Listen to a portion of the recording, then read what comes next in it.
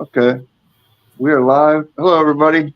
Hey, what's going Um, on? Here with Mr95cents, Daryl, and wanted to get him on here and do a little interview. Because he's YouTube famous now. Now that he's back on YouTube, you've been back on YouTube a couple of years, right? Yeah, I think about a little over 2 years now. Yeah, a little over 2 years. But Yeah. I'm on Facebook. You do the kitchen box breaks, right? Kitchen table box break every 2 weeks. Over here, we call the Ponderosa, where my office and home is. We have a limited crew, about 30 guys, that are involved with the kitchen table box break. We do 4 different boxes. I The highest I charge is $4 a spot for a team, and it's all old customers. That's what it is. Yeah, Uh, thank God for me. They don't all show at once. We'll get like 10, 15 show in person. Then they can watch it on Facebook Live or watch a recording later. But yeah, it's a lot of fun. It's a lot of fun. yeah. That sounds awesome. Especially for $4, you can't get a McDonald's for $4 anymore. Well, I got lucky. I sold the store by accident at the peak of the business. The guy paid me pretty good money, and I don't need to make a lot. eBay makes money, so I don't have to Yeah, make money on my friends because most of them are my friends. So yeah, we charge as low as $2 a spot, depending on the product. You know, but basically, what I charge them covers the food that I serve. I serve food too for that price, and the supplies we need to pack stuff up and all that. But they get all kinds of snacks and everything, and basically I think they're allowed to take up to 2 spots in 3 of the breaks and 1 spot in 1 of the breaks. So they can take usually they take up to 7 spots. Those yeah. 7 spots are usually $20 a night on the average. You It's know, not bad at all. You can't. they get food and drink with it. Yeah. Wow. Yeah, you So definitely can't beat that. it's a lot of fun. You know, All right. Am I live? It says. I think you are. I It said hope so. it said you were live. I'm I gonna be. didn't do a very good intro because I just started like yapping a little bit. So hey, It's nothing's. It's just a chat. I mean, it's nothing. yeah. I'm not trying to be. You're like me when I go on my Facebook Live. I have one of the guys looking on the phone all the time, and he tells me whether we're live or not. Yeah. Let's see. We're gonna go here. Uh, Let's see. yeah. My wife isn't. She's out. I don't know if you hear click clacking. That's my dog running, Oh, trying to gee. find my wife. Like they lost their best friend. Let me see if we're gonna get here. I my fingers are too big. I keep hitting the wrong thing. All Mine right, are too long. That's the problem. here we go. Let's see. My fingers are too We're live. We're Oh, live. okay. Hey, we're live. All right, that's good. We're All here. right. But so you can ask me anything you want. And by the way, I I don't like know if you want that. well, I'm pretty good. I gotta show you. I gotta show you something that I'm not just a Yankee fan. Ooh, geez, I just pulled the feet out of the base. Hold on. I'm a Brave fan too. Chipper. Oh yeah, this one that's from 2002. That statue. Oh wow. I had that for quite a while. So but So does your son-in-law or not son-in-law? Geez, my does your nephew.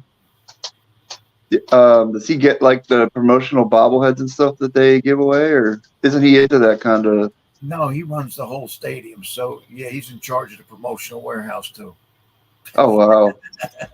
He offered me stuff. That's not from him. That he offered me stuff, and I says, I don't want you to get in trouble or nothing. He goes, I'm the boss. How am I going to get in trouble? I said, I don't want you to do it. So Yeah. I haven't really asked him. I got Brave stuff. In fact, when he got the job, because he's a Yankee fan, and they hired him out of the blue. He wasn't a Braves fan. Now he is, of course. But uh, I sent him a whole bunch of stuff. Eddie Matthews statues, Hank Aaron statues, I figured he could pretty up his desk because Yeah. he's got a desk. How you doing? Oh, Zach's on there. Hey, What's up? What's up, Egg? what's What up, going Zach? on? Yeah. No, uh, he calls me once he gets this box of Brave stuff that I give him to pretty up his desk because his office is right outside the vice president. And he says, "What are you sending me this Brave stuff for?" I says, "Well, you're working for the Braves. You got to butter up the boss." He goes, "I got Yankee stuff on the desk." But I did notice his desk. Now we're talking 4 or 5 years later. I notice he has a lot of Brave stuff, on the desk. Because, like I said, he just goes in the warehouse and gets it. Yeah, that's good because although they haven't been looking too good right now. They've got injuries galore, but Yeah. Now they're you're gonna gonna have to. laugh. When they won the World Series, he, Yeah, 90. he worked for them that season up until I think it was June, and he left. Oh man, Well, he didn't, because he didn't get a ring out of. no, he didn't work enough. Oh, I think he only worked like a month or two with them. Uh, it was a difficult situation. He was at that time part of a team, and the big boss, who he is now, got a promotion to somewhere else, and the guys on the team thought they were going to be one of the guys to get the job, and the president brings in some kid that was his golfing buddy's son, and says, "You got to train this guy to do the big job." yeah, The four guys, so they all got kind of ticked. But then I think it was remember you remember Leo Mazzoni? yeah. He was involved with some kind of 1-2-3 something baseball complex. And I don't know if I'm saying that right, 1-2-3 or something like that. But a baseball complex down, I think it's in the Marietta area.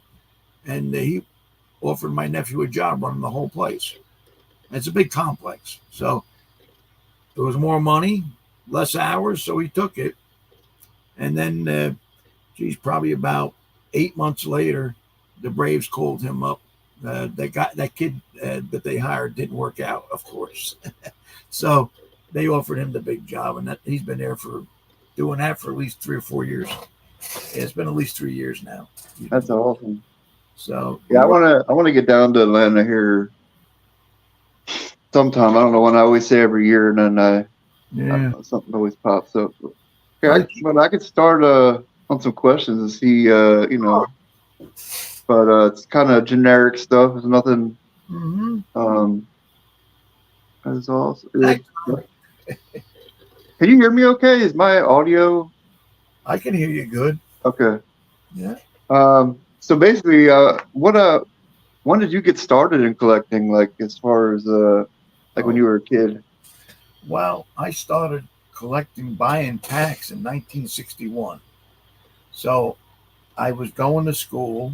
We walked back then. From first grade, we walked. Uh, I think kindergarten we got a ride because I mean, the school was almost 2 miles away. Wow. We walked and starting first grade. And I remember I used to do chores around the house, and I used to get a quarter for doing the chores. And with that quarter back then, I would buy a pack of cards, a candy bar, and a comic book for a quarter. And that's how I started collecting cards. And then, of course, all the guys are flipping. You know, Yeah. we used to have the recess in the parking lot, and all the guys, they used to call it the courtyard. It was basically a parking lot. And uh, we would all be flipping cards in the parking lot. So, I was pretty good at flipping. And Oh, then I bet. when it rained, we would do like colors, that was rough because if you did colors, if you matched the guy's color on his team, you won whatever the stack was. And sometimes it was 10 cards, sometimes it was 40 cards before somebody actually matched the color. So sometimes you could lose your whole collection in one afternoon. So Yeah, I bet. that's how I started, and I collected cards till I was about in seventh grade, And then I went to rock and roll and sports, playing sports, Girl, women, and girls. girl. So, so I had no money. I was making more than a quarter after that, But actually, at 10 I started delivering papers, so I was rolling in dough because I think I used to make about $1.75 a week delivering papers. So we made a lot of money. Then I turned at 12. I turned the paper route. I put a little thing in everybody's paper. I can cut your lawn, and that's when I was in the big money. So, but by that time, I was sort of out of cards and didn't get back into cards. Some guy, friend of mine, called me up one day and says, "I'm going to a card show. You want to go?" And I'm talking like I was about 30, 32 years old, probably. I says, "Yeah, all right, I'll take a ride." And I just happened to look at what I had collected because I still had some of my old cards. Mm-hmm. And Horace Clark, I don't know if you know him. He was a second baseman for the Yankees back in the 60s mostly. He was my favorite player, and other than Mickey Mantle, of course. And I says, I'm short on Horace Clark cards. So I says, that was my objective when I went to the show to find Horace Clark cards. And I walked in, I looked around, and there was a nice little old lady and old man. They had old cards. And I said, do you have any Horace Clark? This is, yeah, we got it. You come back in a half an hour or so and we'll have some for you. I says, all right. So I came back in about an hour. Here they had about 10 Horace Clark cards for me. I said, well, that's nice. How much I owe you? I think they said $50. So I says, I didn't know. I had no idea what things were worth. I Yeah. said, okay, $50. So I gave them the $50 and I had my Horace Clarks. Uh, Come to find out, they ripped me off. They were probably worth about at the most $20 back then. So that's when I learned in this business it's tough. A little old lady and a little old man, you can't trust them, so it's rough. Yeah. Yeah, you have to sort of deal with people because it's rough out there, as you see with all these things going on. Oh yeah. So Crazy. I still didn't keep collecting though. I sort of got ripped off. I got a little pissed off. Then Yeah, I don't blame you. I opened a store. This is how I really started collecting again and opening a store. I had a store in this big indoor flea market in Garfield, New Jersey, and all of a sudden I started hearing commotion because there's a multiple stores in the place. I hey look at that. Hey, Victor, Victor's picking on. the ground cards. Yep, and we got a frugal gardener. Watch out, Zach. Oh, watch out for that frugal gardener guy. So I heard all the commotion going on down the end of the hallway. So I went down there. Here's all these guys yelling and hooting and hollering because they were pulling Shaquille O'Neal rookies back in the early '90s. And Yeah. that's when I got back into it. And I had a store, but I probably was selling cards in that store less than 6 months later. It wasn't a complete card store. Yeah. And probably, well, I opened the sports page in Morristown right around 1994. So Frugal The Gardener's frugal crazy. gardener guy's crazy. I saw his video with cards and shooting box. I didn't see that one yet. I tell you what, I try to watch all my featured channels, and it ain't easy. Lucky I have Yeah. a lot of time in the office where I'm going through cards, but I gotta get to that one. So you opened up your shop in your 30s then. Yes, yeah, 1994. Yeah, I was in my 30s. Uh, yeah, it's a decision that I don't regret, except when you open a store, you in order to be successful, you pretty much that's your life, pretty much. You know, Yeah. uh, yeah, I had a lot of friends. They would come visit me in the store because I was never home. You know, uh, yeah, I was probably working towards the end, 80 hours a week because I Oh, also had a mail order business. So I would work in the store. Oh, I tell you what happened there.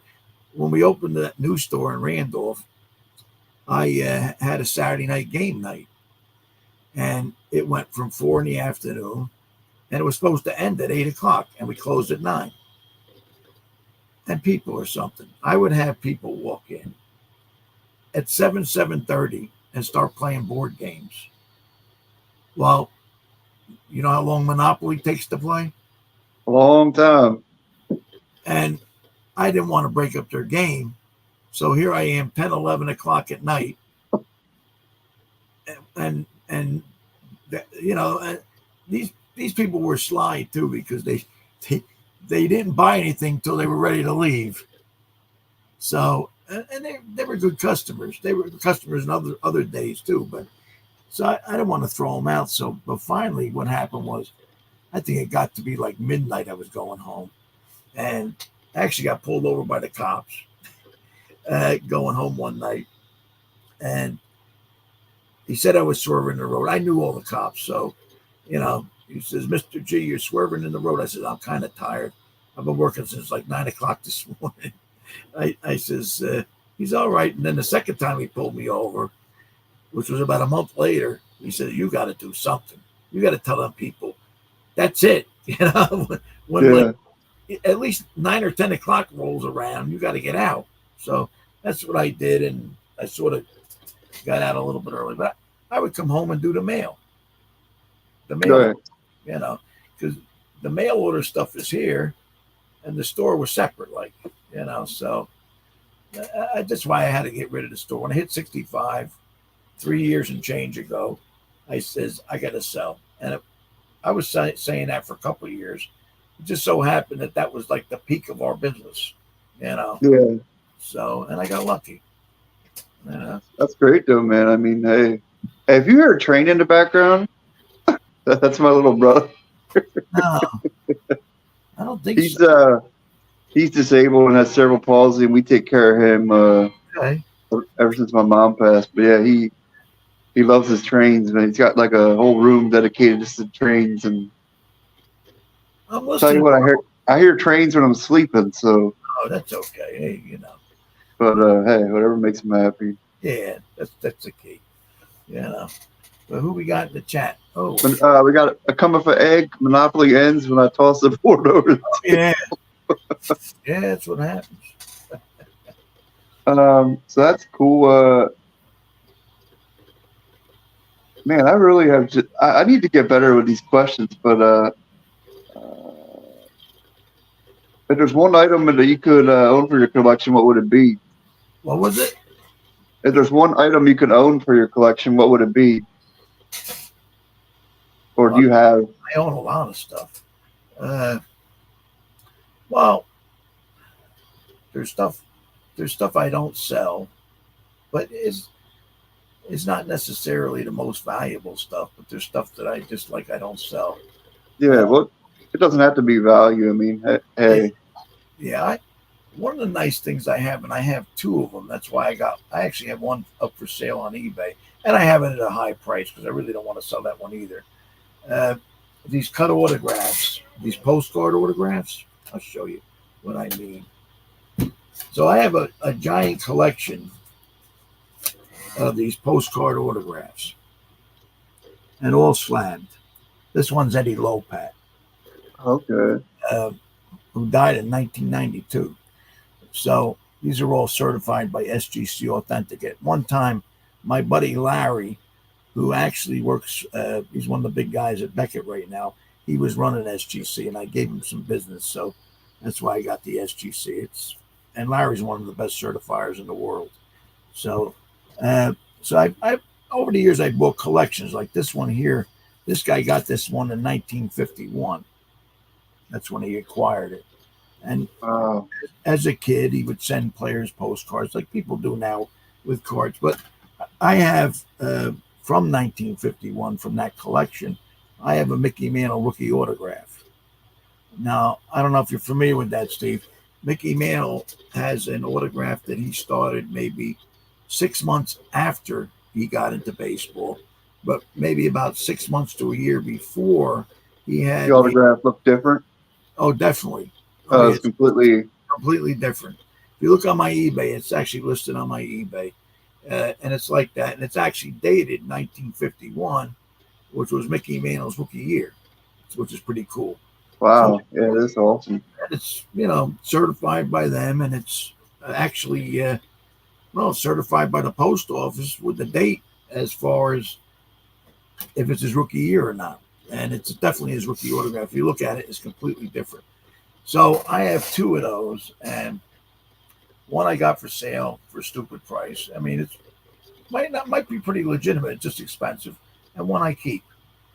So Especially something like that. I mean, not it's not his current stuff that he signed a million things of, or no, something like that goes for quite a few dollars. But I got stuff, you know, in my safe that's worth $20 that I like.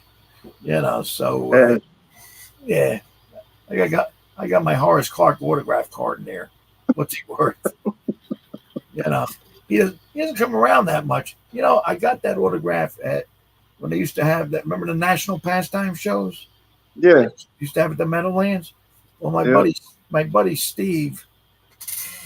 Uh, well, Harvey. I knew Harvey better at the time, and then this guy Steve owned it. But Harvey told me, he says Horace Clark's coming. I used to set up there occasionally if there was the right guy's autograph. And so he said he knew I liked Horace Clark. He says Horace Clark's going to be here. So I said, okay, give me a table. And I think that was the only show I ever heard of him doing around here. There's not that many Horace Clarks, you know. Yeah, we did a lot of signing. Favorite Yeah, ball player I worked with, Mickey Rivers. Mickey Mickey, Rivers. yeah, he was a good friend. Yeah, Mickey Rivers was a good friend. There was a lot of good ones. We used to have him come to the store too. Uh, but Mickey Rivers, I met him way back when I first opened the store. A customer of mine called up and said, "Do you have any Mickey River cards?" I said, "Yeah, I do." He goes, "Good, get them together. I'm bringing them over." And he hangs up. And I said, "Did he say he's bringing them over?" So, sure enough, an hour later, they walk in the door.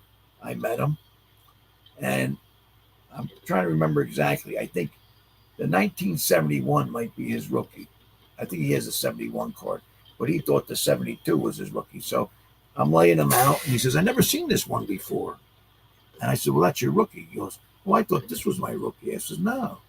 So we struck up a nice conversation. Turns out he was buying the cards to autograph to sell. His son was selling them online down in Florida. Oh man. Well, that's all right. I mean, Yeah. I the guy mean, that's the guy needed money. yeah, So they didn't get paid that much back then, you know. yeah. So I ended up shipping him, whatever I got Mickey River cards, I'd ship them. I felt bad. I didn't charge him nothing. I just shipped them down. They're not worth that much anyway, So I would ship them down here. So we got to be friends, and then I would get him autograph gigs up here. So I don't know if you remember the Cardinal Stadium up in Sussex County here. Used to be the single A Cardinals played up here in Sussex County. Uh, Oh, that's back in the 80s and 90s. I think by 2000 or so they were out. So yeah, I don't remember it. yeah, it was a single A Cardinal team up there, and I got him there a couple times because my buddy was actually head of promotions there, so he would come and he would sign autographs and stuff. So we developed a nice rapport. But he was my favorite, I think. Very friendly. I'll tell you a fast story about him. He's written, I think, one or two books. I know at least one book he's written. Or somebody wrote it for him. And he was doing an autograph signing in my store, and he says, "Can I put my book out?" I says, "Yeah, sure, no problem." I said, "I don't want any money. Just whatever you get." I think it was $20 a book or something. The wife came with him, and she took any money. Oh man. Well, I don't know if you know the story about that. He liked to play the ponies. He liked to gamble. Yeah. When he was playing, and he was going broke. And at one point, the wife went into Steinbrenner's office and demanded that she be getting the money and not him. So, because he was losing it. Yeah. So for a long time, she handled the money. And yeah, it was funny. Oh, the Hey, holidays here. Yeah. But yeah, so I've worked with a lot of ball players, but he's my favorite. You know, he's my favorite. I just saw him again. We did a show for Pete Reeman up in Sussex County, and Ron Bloomberg was there, Mickey Rivers was there, and Art Shamsky was there signing autographs. So it was nice. It was a benefit for the firehouse there. Yeah, it was fun. Tommy's wife. Oh, I don't know. Well, he's making so much money. Yeah, Well, he doesn't even have a wife, does he? yeah, he does. Oh, he does have. Yeah, I didn't know. Oh, he's got a wife. Okay. Well, you just never he know. just got married. I think within the past couple of months, right? I Right don't. around. I don't know. You know, I'll tell you the truth. I follow the Yankees and the Braves, and other than that, other than cards, I don't really follow you unless you're playing those teams. And I don't watch that many games either because I watch highlights. I work Yeah, all day in sports. I work. So when I get off work 5, 6 o'clock or whatever, I watch Netflix. yeah. Well, I mean, they have so many games too. It's kind of like you can't watch every game, and some people can, but I have to go into the YouTube and then look up the highlights of the game, and then it's quicker and easier. I got to get a little break from the sports because I'm dealing with cards all day. I have right now two guys listed on eBay, and I have to. I'll show you. I have to prepare tags for them, with prices and stuff, so they know Yeah, what. So I have to I'm a writer. I have to write the titles and the prices. That's my part of what we do here, which is I have to feed them everything they do, you know. And then I take care of the mail. I'm the mail guy. So I pick and pack the mail. And then while I'm doing that, I listen to my featured channels. They're different videos. I make comments and stuff. And so it's fun. But at the end of 7, 8 hours of that, you're you want done. you want to eat dinner and watch something else. Yeah, So yeah, so I'm right now. I'm on Netflix. yeah. That's me and my wife. Well, mainly a lot more my wife than me, but. What? Or okay. Next question here is: do you have any other hobbies other than what you do now? Or Yeah, I got quite a few. Uh, a lot of people don't know I collect Western memorabilia. Uh, really? Roy Rogers, the Lone Ranger, all that kind of stuff. I like that kind of stuff. Uh, I don't collect it much anymore unless I just see something and I like it. But I've got a huge Pokemon collection because I'm still a Pokemon judge. So when we had the store, well, Marstown didn't have enough room for people to play. But when we moved to Mars Plains, and that was probably about 5, 6 years later, we wanted to have games, because games were really taking off. You're talking like 99, 2000, and the games were Yeah, going crazy. So we had a game room, with the store. And I taught myself, with the help of one of the employees, actually. The big games back then were Yu-Gi-Oh! And Magic. And Pokemon was pretty good too. So we sat there for hours and they just taught me those games and I actually became pretty good expert at that stuff. So at one time I was a judge for all three. Now I think I'm just a Pokemon judge. Everything else sort of lapsed because I don't have the store anymore. So, but yeah. along the way I picked up some pretty good stuff and I got a lot of that stuff floating around. You know, You know, I didn't. I was never into it. I never understood it. And there was a channel that I watched, and he kind of sold his whole football collection off and bought all Pokemon stuff. mm-hmm. And then he started making videos, and I just watched them still because it's not always about what people collect. I just like the people. If I like their personality, I'm going to watch no matter what. Mm-hmm. And I had learned, a bunch of stuff from him. So Yeah.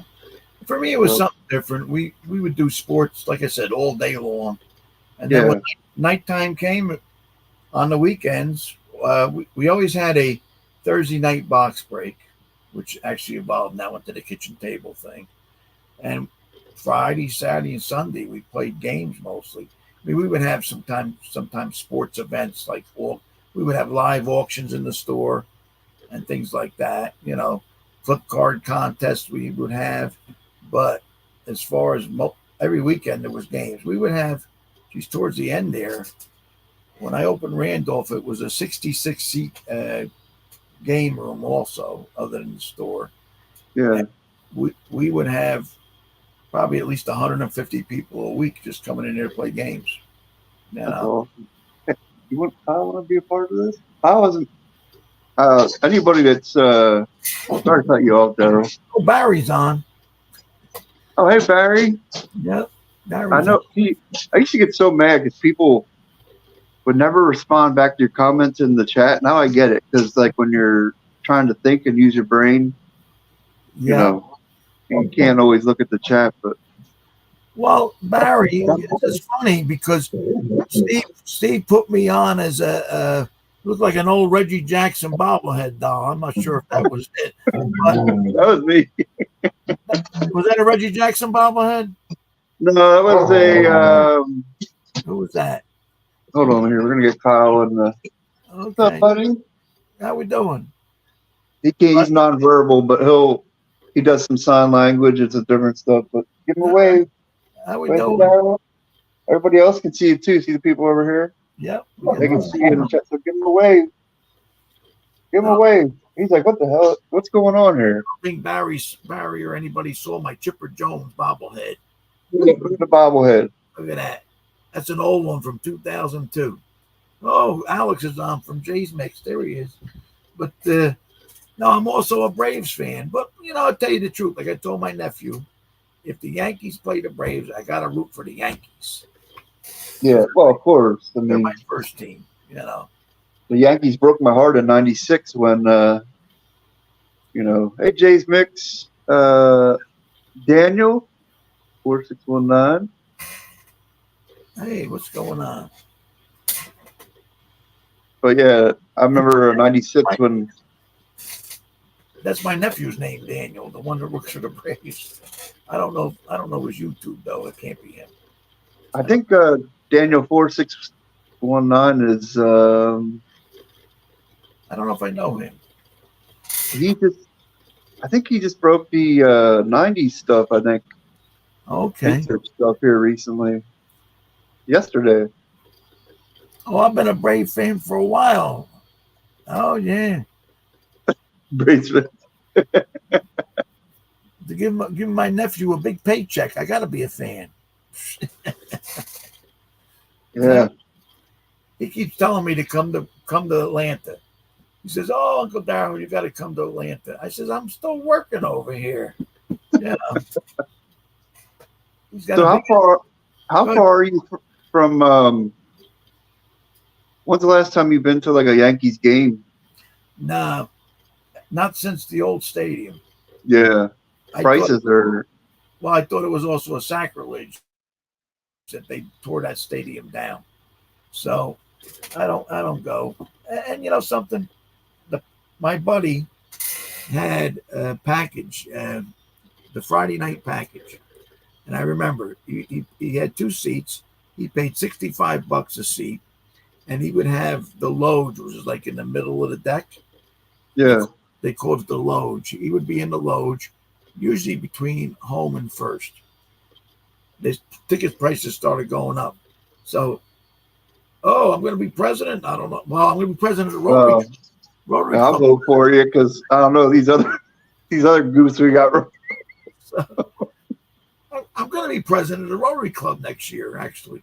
So every year they'd raise the price, and we started going down. Then we started going up. I want to say 15 years later, which was a long time ago, he invited me and I went. And he says, "I'm now in the 3rd deck in right field, the top deck in right field." Says, "All right." So we started going up and up and up. And finally, I said, "Where are we going?" "Yeah, I got a drink." "That's right. Hold on." I said, "Where are we going?" And he says, "You see that one guy up there?" And he was like 4 rows from the top. He goes, "Our seats are right in front of him." And I never forget that. I just says, "That's the last time I'm going." Because the Yankee Stadium seats are ridiculously expensive. Yeah. Yeah, them prices are Oh, the tomahawk chop. Is that still legal? I don't know. Yeah, it is, because they still have the chop festival. My nephew Yeah. my nephew runs that. Oh. Yeah, they still have the chop festival. Yeah, I would have been so bummed out if they would have took that away. That would be all right. Man, some of the questions you already. Oh, what are some of the coolest things that you've seen come through your door? Like, um, Oh, a lot of stuff. anything like. One of the coolest things. Well, I think that sometimes there's big collections that come in, and that was one of the coolest things when I had a guy walk in with 3 binders, 1948 to 1952 Bowmans, Wow. 3 binders full, and everybody you wanted to see except for no mantle, but everything else, you know. And I ended up buying it from him. It was a crazy thing. He was an older guy. He walked in with a younger woman from Russia. Can't make this stuff up. She had the Russian accent and everything. And turns out his wife died a few years before that, and he had a house in the town I live in. And he's got to sell his collection. He has sold everything else, his house, his this and that, and he's moving down south someplace, I think Tennessee or something, to her house with her and her son, right? So, and everything's got to go. I say to myself, well, a house in Morristown goes for probably triple what one goes for in Tennessee. So I'm thinking, so why is she making him sell his collection then? Right? So I'm thinking he might end up in the backyard, buried in the backyard someplace later, but that's all right. It was not really my business. So, oh, you fell asleep and missed me on Zach's show? Oh, geez. But anyway, it's hard watching the chat and talking at the same time. I know. So, Now I get why people don't always look at the chat or can't keep up with it. You can't all the time. So anyway, I gave him a price, and I think he just wanted to make her happy. And he said, "Oh, sorry, but we really don't want to sell for that." I said, "No problem." I saw right away he didn't want to sell it. You know. Yeah. So I said, "Okay, no problem." So he walked out with the Russian lady, his wife, and a few minutes later, one of the customers comes in the door and he says, "Oh, there's a couple out there. They're arguing like crazy. There's a lady yelling at a poor old guy, right?" So I looked out there. Here she is. She's yelling at him like bad. Because you didn't sell it. Yeah, he walks back in and says, "I'll sell it," and we ended up with it. You know, I don't know what happened to him afterwards. I hope he lived for a while. But I said to myself, I mean, she was probably at least 20 years younger than him, at least 20, 25 years younger. And I says, why she got to make him sell his collection? He just sold his house. Yeah. Which, where I live, the houses go for quite a few dollars, you know. And so that was probably one of the coolest collections that came in. And we're talking 3 binders that thick of all that kind of stuff. You know? That's crazy. Yeah. So, but we had a lot of stuff. I hope he's still alive. When I get a Russian, this is years ago, and unless he's like 105, he's probably not. But I got a feeling, you know, things happen to him. But when you get a Russian wife, I don't know. I'll tell you what. We go to Ocean City, Maryland every year, and down there, there's so many the Russians. Like I didn't quite understand it the first time I went. I still don't understand it, but there's a lot of Russians down there. Yeah, but this is probably, I'm talking probably about 20 years ago. So, yeah, I think back then most of the Russian wives were like mail order or something like that. Yeah. You know, so I don't think there was a whole lot of Russians here, and you had to order them through the mail. And then I gotta. Oh Jesus! Oh You man. gotta train them first. Oh my God! But no. So you hear of anybody going to the national at all? Yeah, I saw, man, there was like 250, 200 to 250 people at the YouTube meetup thing. So Okay. A when lot of. I got on YouTube, there was I don't know if you watched videos back then, like kept up with people, but Mhm. there was AR Falk was a big one. Um, Chris from the Hobby Box, Chris from um, all he did was box breaks, Infinity cards, I think it was. Um, anyway, they would do a meetup at the National, and there was like 20 people, Yeah. 20 content creators, Yeah. There wasn't many. video producers, what do you want to call them? Yeah. And now it's gotten to 250. Like, Yeah. There's a lot of people going now. I and think I a lot. heard it was just a mess. Like the people, like the lines are so long, people waiting to go to the bathrooms. I mean, there's a lot of business, but a lot of people couldn't see like things they wanted to see because they're just too packed. From what I hear, there was a lot of people, but not a lot of people buying because the Yeah, prices were so high too. And yeah, I think a lot of people were there. Believe it, I think from what I understand, half the crowd was probably there to promote their online stuff. You know, a lot of influencers trying to get more followers and all that kind of stuff. That's what it seemed like, almost like an influencer fest, sort of. yeah. You know, It, to me, the National has changed so much. I always want to go, but you know, with my health condition, like I have really no immune system. yeah, That's no, why I do my weekly treatments, yeah. basically keep me alive, to keep my immune system, what's left of it, to you Hmm. know. But going to that, man, would be like a Oh, forget it. It's like just suicide. asking, yeah. You know, So now I heard there was well, half-hour line to go to the bathroom, an hour line to yeah, get, an hour line to get pizza, which was tasted like cardboard. $45 for a pizza. yeah, $7 a slice it was for cardboard pizza. Yeah. Oh, oh, oh, yeah. I saw that. Fanatics wants to sell shares. Well, I don't know. He's supposed to have all this money, and why does he need somebody to buy shares? Maybe business Yeah. isn't as good as he thinks.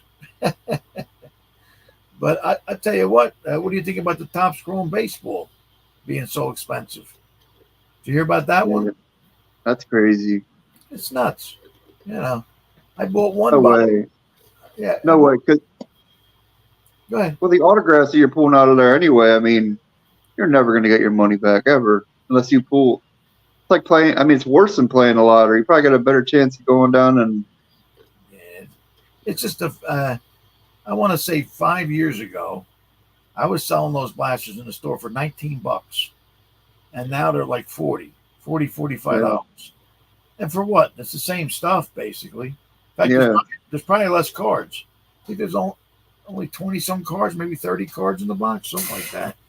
I opened. Well, oh, sorry. Go ahead. No, I got one. I opened it on one of my videos. They give you two sepia refractors and two, I think it's pink refractors in the box, in the blaster. And I got all four rookies.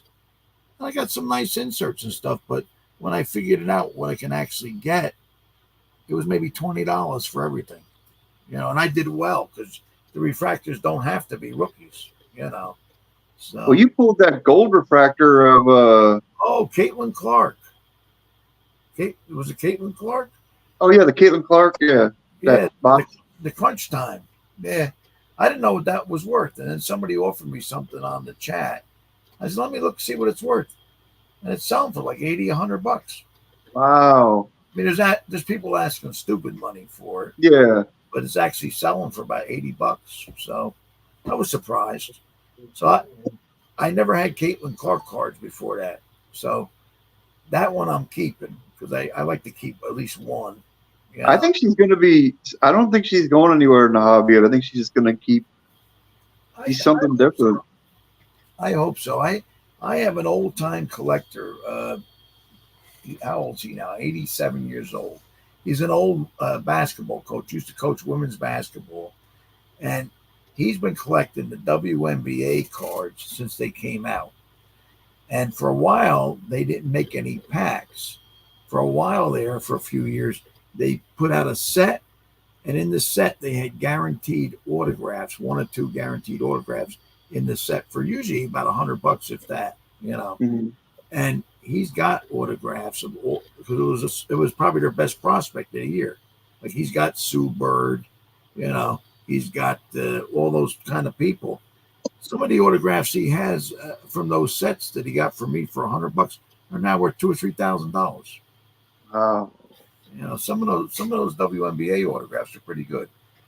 So I don't know if you heard, a customer of mine out of one of those Caitlin Clark blasters got the Prism autograph. Really? I was just going to ask you, could you pull autographs out of there? I assumed you probably could, but it says look for autographs, and I probably sold, one in. I don't know. I sold him a box, and he called up and he says, "I think I got an autograph." I said, "What?" He goes, "Yeah, it's a Prism, I think too." I said, "Ooh, that's like the best one."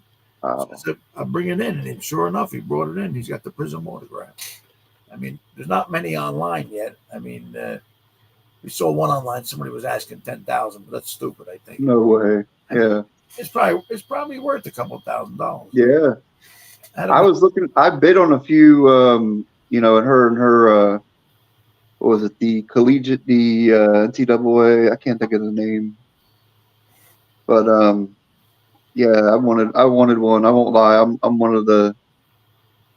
I just respect her for what she's.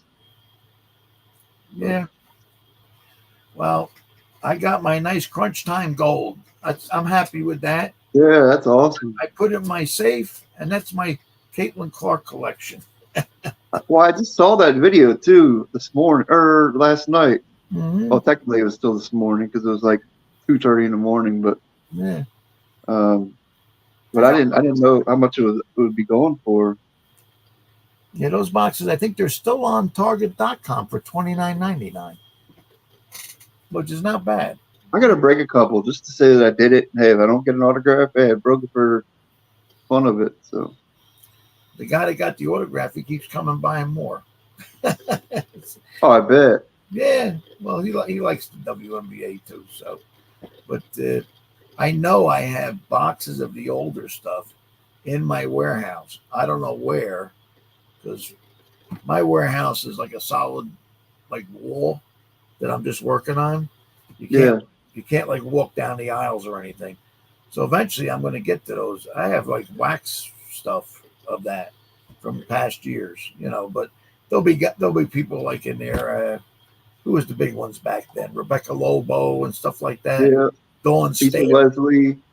So Lisa Leslie. Yeah. So I have product from those years because nobody bought it back then. Yeah. So after a while, the new stuff will come out. I say, okay, send it to the warehouse because you can't have all kinds of stuff hanging around. So I got all that stuff in the warehouse, and that's probably worth something now, I would think. Oh, definitely. Yeah. And they didn't sign for a million products like today. Like, you know, like football, the players sign 1 million autographs for every product and every like parallel and yeah, a lot of stuff's mass produced now, especially with the top stuff. They own the factory. So now, like the Topps Chrome, who knows how many millions of boxes they made.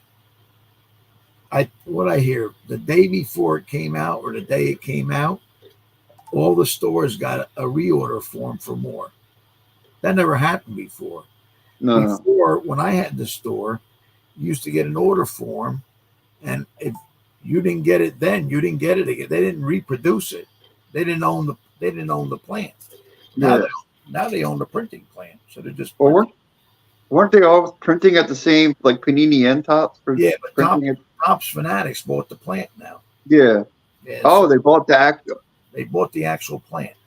Oh wow, I didn't know that. And that's why you're seeing a slow up on Panini product, because I guess to not get sued, they still have to give Panini leeway or something, but they don't give them like they used to. I don't think so. But they produce an awful lot of top stuff. I mean, how many millions of boxes of Topps Chrome you think they're going to make? Yeah. It's And bad. then, well, back in 2018, when Acuna and Albies came up for the Braves, I was chasing. I mean, I was busting every time I go to a Walmart or a Target. I was breaking a box of or Topps Chrome, Hmm. looking for their stuff, and then Otani. Yeah, And you could pull parallels out of one box. You could pull an auto. I pulled so many autographs out of the 2018 stuff. Now it's like you go and break a few blasters. You're not getting an autograph or rarely. you're So lucky to that's how get you. yeah, you're lucky to get a numbered car or anything. Yeah, I mean that's how you can tell too that it's been. I think they starting to mass produce right around 2019, 2020. Because I remember we would do box breaks and Heritage was popular in the store. A lot of set collectors like that.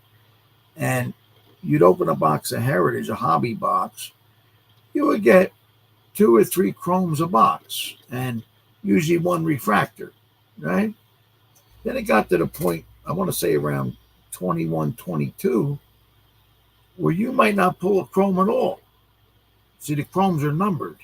Yeah, If they're making double the product, there's a chance then that you won't get a chrome, you know.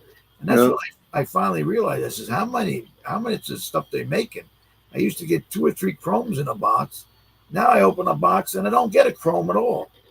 So I actually have seen the figures, and if I remember right, from 1999 to current day, they're now making like four times more cards production. So it's even this Topps Chrome. I think they added it was 40 or 50 cards to the set. mm, So to get the MVP buyback is harder now because there's 40 or 50 more cards you can get. yeah, makes sense. Yeah, so it wasn't that easy to get before. Now it's even harder. But they're mass producing it, and the price, that Chrome price, I bought the one box just to see and prove my point. And like I said, I don't think I got $20 worth of cards out of it, and I did okay in it. It wasn't a complete like washout. Yeah. I don't want to feed into that because if we keep doing that, they'll just keep raising the price. Oh yeah. So how's the chat doing? We Oh, just need to get a kaboom, Daryl. I bought one because I got sick of trying to find one. And it worked out good. It was a Freddie Freeman. Oh yeah, I saw that one. Yeah, it was a Oh, Freddie. wasn't that a downtown? No, the Freddie Freeman was a kaboom. Yeah, I've had downtowns though. What I have downtown? I think I've Oh, had. wow. Oh yeah, that's right. It was a kaboom because you It was a said, I bought it. I bought it from a guy. okay, Yeah. yeah. I saw that a couple of videos ago. Oh, I think it speaking was. of boxes, how's yours, Daryl? Do you keep? So I got it right here, Alex. Oh, that's Barry. I got it right here because tomorrow I got to do the show, so I have everything ready. Yep, it's in good shape. It ain't that bad. See? He just pulls 12 names out at one time and has to Yeah, do the. I'll show you another box. That that box I just showed you has only been with me since I did this YouTube show, 2.5 years, figured. Not even 2.5 years. Look at this box. This is the old box break box from the store, which we now still use for our kitchen table box breaks, right? And it got so bad, we just put You had to duct tape tape it. around it. Duct tape. Yeah. We duct taped it. So I have a way of preserving boxes for years. This box here, we've been using it for 15 years at least. So if you ever want to know how to preserve boxes, I'm the guy. I'm the guy that can preserve boxes. I know how to do that. Yeah. Great. So It don't look bad. Hey, the tape makes it look pretty good. So yeah. Zach thinks he's frugal. I don't want to go through more boxes. So I put a little tape. Yeah. So hey, what are you gonna do? Yeah, it's a lot of fun. I mean, to get the guys coming over here, and they come in during the week too. I probably get At least one visitor a day, sometimes two. You know, guys that don't make the actual box break come in to pick up their stuff. And Yeah, I don't know if you ever saw my kitchens. My kitchen, I did. yeah, It's full of. Right, you turned it around and it was just all boxes around the. there's over 250 boxes in the kitchen. Wow. So, and what I'll do is I'll pick up something for like $30 and I'll put 32 on it, you know, just to cover the taxes and all that. So, and people come over, we got good deals. But I get a visitor once or twice a day anyway. So where's your wife decorate at? No, I'm not married. I was married to my business. Oh my God. Yeah. I could No, have sworn one time. no, if I was married, I couldn't do that. Are you kidding? I was gonna say one. I'm a freaking idiot. I thought one. No, no, most wives won't go for that. Are you kidding? No, most wives won't go for that. But yeah, so I'm still playing the field, Steve. Oh man, I thought you were. Whew. You see, I don't know. I went I to don't know why time I thought you said you were married in a video, and then I just assumed like. Oh married. no, I think I. You know what it was? I was on Zach's channel, and he was telling me a story where where there's something happened with your furnace, and Oh yeah, luckily you were awake. And I thought he said something about your wife, and then no, I've heard. I almost got killed. Yeah. Wow, that's crazy, man. I don't wake up and turn that furnace off. Zach saved your life for being on that. I know. That's why I send him some stuff. Hammy's on. Hey, Hammy. How's it going, Hammy? Yep. No, but now, so, well, like I said, when you work 80 hours a week, I would take off Sunday nights and I'd go out. That was about it. Otherwise, we close the store at 5 o'clock. We try to close the store at 5 o'clock on Sunday, and that was my time to relax. Have a good time. But I was very dedicated to my business, and but I don't know if you showed. I showed the picture. I think I don't have it here though. We had a party, probably about a month ago, and you see the picture I showed with the three people. What's that? With all the ladies hanging on me. Oh yeah. Yeah, so I'm a party animal. I'm still playing the fields. Yep. Oh yeah, you got to work it. I'm old, but I'm not that old. So Today's world, hey. But no, I would never. With a wife, you never have a kitchen like that. Yeah. Well, hey. But hey, you should see our bedroom. I left my cousin stay here for a little while, and I gave up my man cave, and my wife has left me pretty much, for the most part, take over that bedroom. And yeah, some of the wives are pretty good, but I can tell you stories. Most of them aren't. I had a guy one time. He wasn't even married yet. He was getting married. He was engaged. Came in the store and he says, my wife is allowing me a 5,000 count box under the bed, and that's it. Because they moved in together before they got married. Yeah. And this guy had a lot of stuff. He said, I got to sell everything else. It's okay, bring it. So he brings it, I buy it. And he got left with the 5,000 count box, and he wasn't too happy about it. A few months later, she dumped him. Oh my God. He got rid of almost all his cards for nothing, So yeah, I can tell you a lot of stories like that. Oh my! Even God. Heather's over here, she's shaking her head. Yeah, the people. I'll tell you something. The wives were my friends. The wives would make the guys come in and sell their cards. I actually had the husband and wives come in, and I remember this guy came in. He had a Don Mattingly collection that it was unsurpassed. Almost every, it's the truth. But Barry, the collection was ridiculous. He had almost every Don Mattingly you want to see, right? He had 2 tubs with the 4-screw downs, like 2 actual tubs, like this big, full 4-screw downs. Really nice Don Mattingly cards.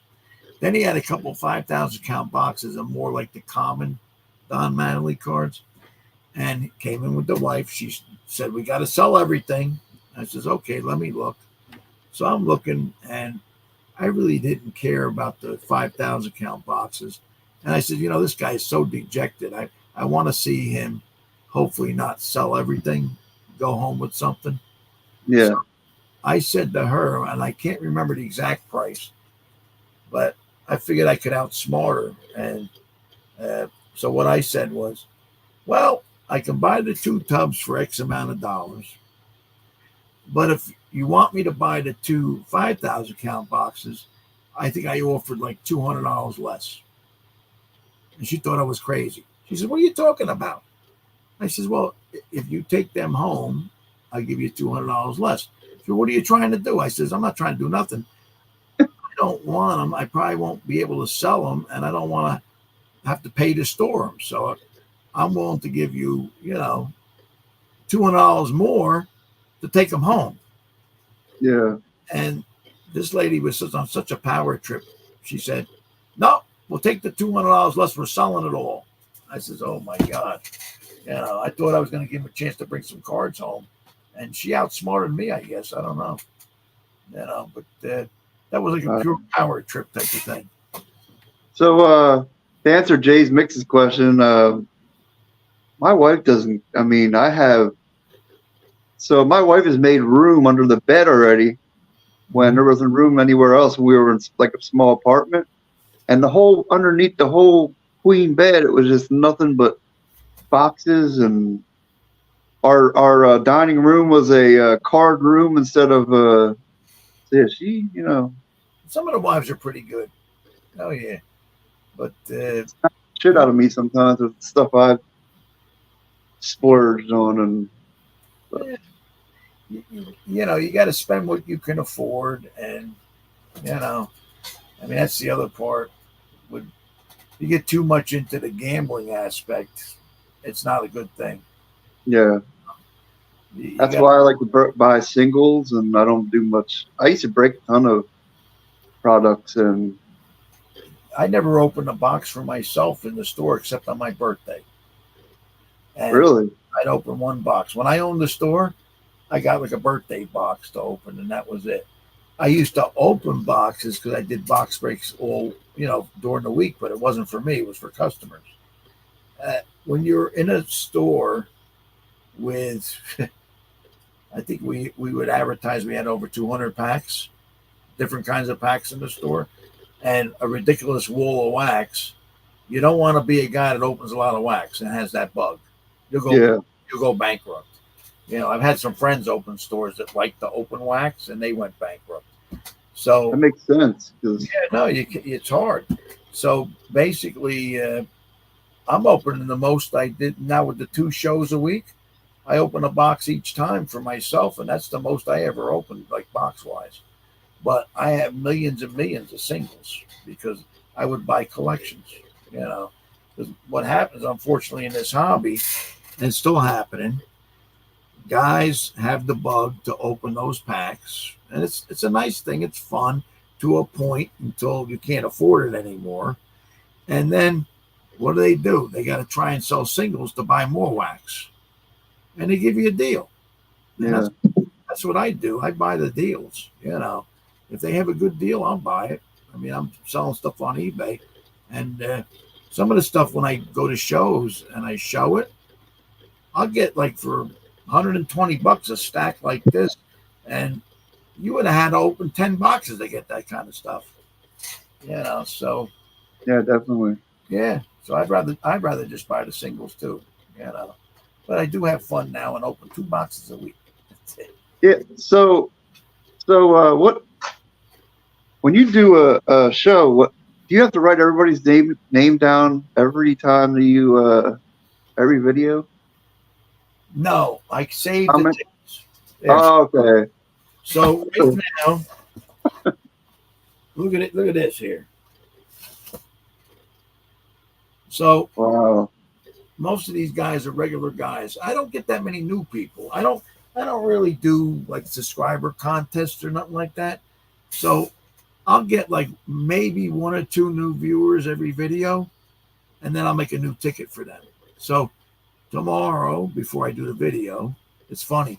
I'll lay all those tickets out on my desk, and I go through the comments, which I've already pretty much answered all the comments, and I'll put that ticket in the box, that ticket in the box. It's like a half-hour process, but that's what I do, and so then I have anybody that made a comment in that video is in the box, and that's time to start the video, and I have the box ready, and So when you got back on YouTube, did you like what was your? Did you do it as pretty much like a hobby, or was it different than the first time? Like, pretty much, I talked about it before I closed. I sold the store, and somebody gave me the idea because I said they were questioning whether I was just going to sell the store and get out of the hobby completely. I said no, because I like it. Yeah. So I'm not getting out. Besides, I have to have something to do. So somebody said, well, what are you going to do? And I says, I got a mosquito in here. So I said, well, I says, I'm going to do some shows. I'm going to go to some stores, maybe, friends of mine. I might do this. I might do that. And somebody said to me, oh, you're going to have like an adventure. I says, yeah, pretty much. And I thought about it. I says, that's pretty much what I'm doing, sort of. So I says, I'm going to call it Mr95cents Sport Card Adventures. Yeah. So that's what I like it. And it's just to have fun. I do promote my eBay a little bit, my COMC account, because there are really great deals on there. So. Oh yeah, I love going through your eBay. I like the little lots you have and stuff. Yeah, there's some good stuff on there. So, and for cheap, So I do that, and it's a lot for me. It's a lot of fun. I enjoy doing it. I enjoy answering the comments. Although I can tell you, I'm so busy. I'll answer the comments for like this video that's up now, the last video. Tomorrow, before I do the video, I'll look and see if there's any new comments, and I'll answer them. And then after that, I really don't look backwards. I don't have the time. Yeah. Because once I do a video, geez, that day after probably takes me a half hour or so just to answer the comments that are there. I believe you. I probably per video spend an hour and a half each week answering the comments. And, the other video we do now on Friday, the rare find video. You see the Gorgeous George photo? Yeah. That's an old one. Yeah. That's a press photo too. But no, so that one there, I'll just like the comments. I won't like answer them. I tell you what, for an old guy that's supposed to be retired, I'm still working like 40 still hours. Working full time. Yeah. I'm working 40 hours a week, but it's a lot better than working 80. And the good thing about it is I can say, other than the guys working here, I'm taking off tomorrow. That's it. So I can't take off. Well, I can only take off one day at a time, Steve, because my eBay is a 2-day ship. So I sell stuff every day, so I can't take unless I turn the eBay off, which I've done before. Yeah. My nephew wants me to come up over to Atlanta. I don't know. I might have to, if I go to Atlanta one day, I might have to visit the frugal gardener. I don't know. Well, you can take me along with you. We can, He gets free seats, Steve. Don't tell me that, Daryl. My sister went. You know where he had the seats for my sister. They were nice seats. They weren't like. She went on short notice too, so he can get seats, but a lot of times they're sold out. So they have certain seats set aside for the big shots. And where was she sitting? It was nice. It was in left field, but like, I don't know, she had some kind of countertop in front of her and was like looking right out. I mean, the left fielder was right there, So I thought they were pretty good seats. But we went. Oh, sorry. Go ahead. I'm terrible. That was on like a few hours' notice. He got those seats. Wow. Yeah. We my little brother loves baseball, so we went down to Citizens Bank Park when the Phillies were playing the Braves in 2018. And of Hmm. course, it's Acuna's rookie year, Albies rookie year. I was all pumped up, and Yeah.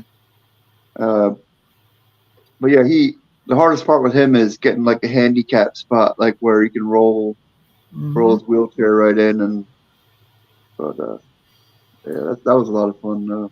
Yeah. I mean, I stopped going. I mean, I'm getting older too, and everything's so expensive in New York here. Forget about it. Everything's Oh so, my gosh, it's nuts. You want to go to a Yankee game and have decent seats for two seats plus all the other expenses, you're looking at least $500. yeah, Which to me is crazy. I'll watch it on TV. You yeah, know, and you can see it the, better on TV than the bathroom's right over here, the refrigerator's right over here. I don't have to worry about nothing. I have been to a couple of Somerset Patriot games, though. That's our AA team, yeah, and they're not too bad. I think they're up to about $15, $17 a seat, which is not bad, right? There's really not a bad seat in the whole stadium.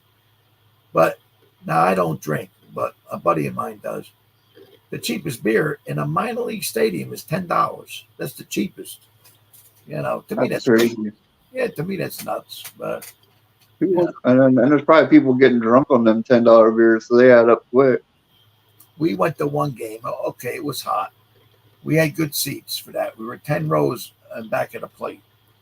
I had won them on an auction, so me and my buddy went, and there was a family sitting in front of us, a young couple, probably in their 30s. The two kids were like 6 and 8, maybe, and all they did was go back and forth to bring food and drink. I says, Uh, "Look at this." I said to my buddy, "Look at this here," because we are baseball fans. When we go to a game, we're there to watch the game, you know. And other than if you got to go to the bathroom or something, we get a big soda or whatever we get, and that's about it. It lasts us the whole game, even though it was like 90 some degrees. This couple with their couple kids, and the food's not cheap over there. They had to spend at minimum $100 just on food because they must have went 3 or 4 times for different stuff. And make a long story short, they left in the sixth inning, and it was a close game. So I said to my buddy after when they just got up and left. All right, it's hot, but yeah, I says, "What do they come here to eat or to watch the game?" But it looks like they came there to sounds eat. like you eat. Yeah, but eat there with all those prices, forget it. But and then unfortunately, you hear about it because I had the store and people came to sell their wares. Uh, People act like that and then they end up going broke. You know, Yeah, I mean, I told the mayor of our town when I moved out and went to Randolph. He said, how did he put it? Because what happened in Mars Plains, we had a two-store building, and we had the bigger store, and we had not many spaces, 6 lousy parking spaces, and then the smaller store had 3. But a beauty parlor moved in. The town allowed it.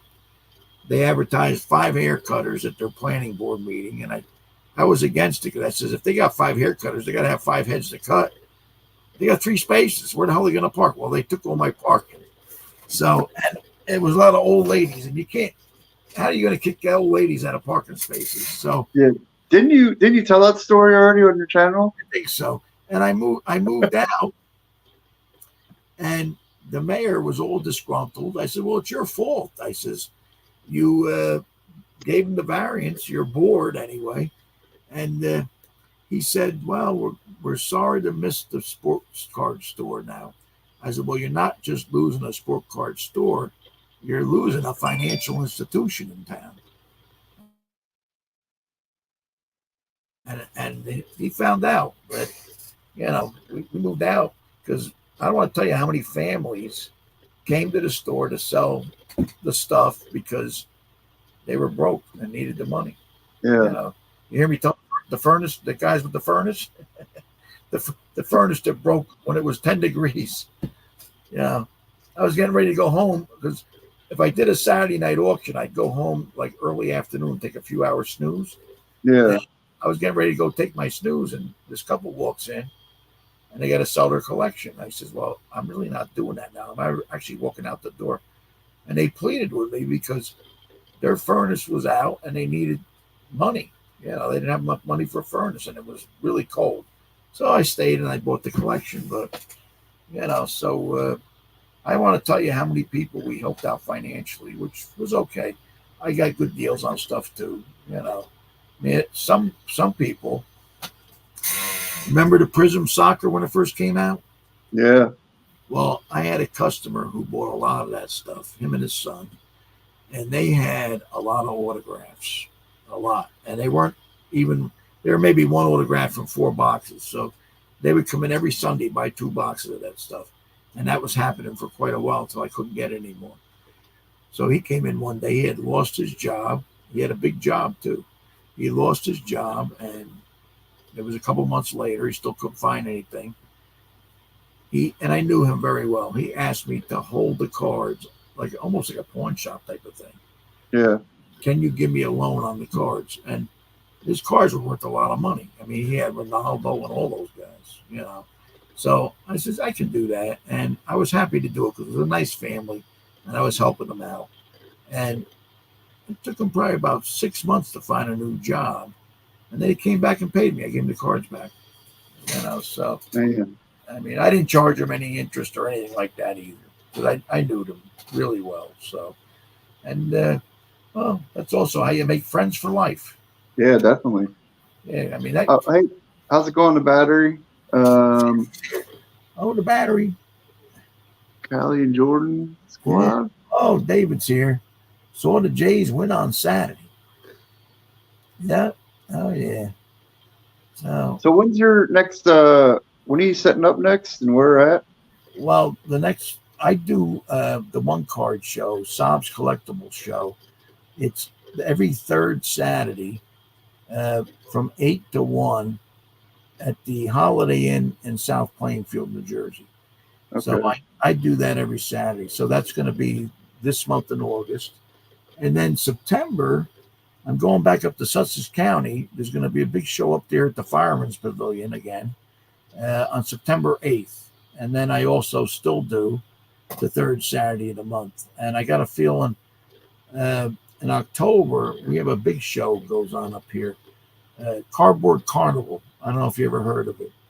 It's probably about 75, 80 tables.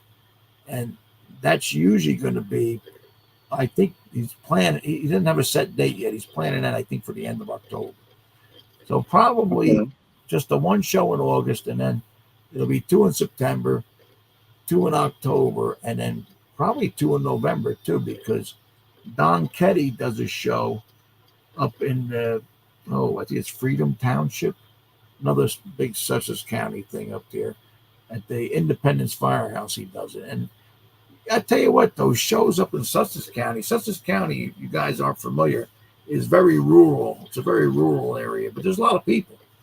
They're clearing woods and putting condominium projects, Yeah, it's sad. They don't have a lot of shows, So, and the cost of living up there is a lot less too. So when we go up there, people actually have money to spend, and they haven't gotten, I mean, where I am, within a 20 some mile radius, there's probably an average of at least 3 shows a weekend. At least 3 shows. I mean, sometimes we do our Saturday show, there's 3 shows in one day within 20 miles. And that's part of the problem too, because there's only so many guys, so much money. Yeah. It all gets split up, but everybody's having, I mean, I think most of the guys are having fun. I think a lot of guys, like that show I do, I think most of the guys do it to have fun. You've probably seen some of the video from there, and oh yeah, it's a great time. I do it for the fun.